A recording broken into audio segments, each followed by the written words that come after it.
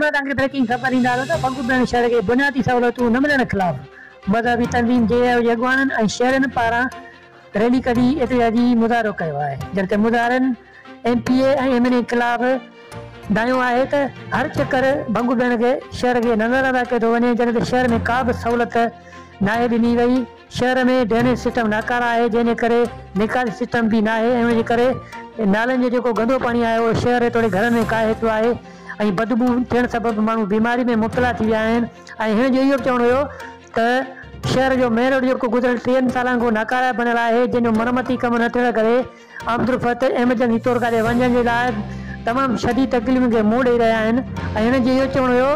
त गैस जी सहूलियत पिणु मुयसरु न आहे जेकी 2 किलोमीटर ॿाहिरि जेकी तो लेन निकिरे थी उहा लेन वॾनि जागीरदारनि ऐं MPA MLA घरनि ताईं पहुचे थी पर आम जेको ग़रीब माण्हू आहे उन नथी पूरी सघे। ऐं हिन जो इहो बि चवणो हुयो त हिते अस्पताल जी सहूलियत का बि मुयसरु न आहे हिकिड़ी बेसिक यूनिट आहे पर हिते दवाउनि जी शदीद खोट आहे ऐं हथरादू खोट कई पई वञे।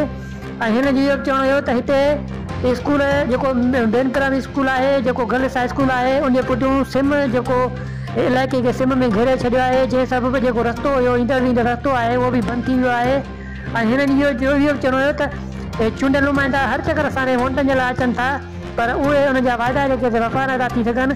ऐं हिननि इहो चितार ॾिनो आहे त जेकी ईंदड़ इलेक्शन थींदी उन में चूंडियल नुमाइंदनि जो बेदनि ऐं आनंद सां शानदार इस्तक़बाल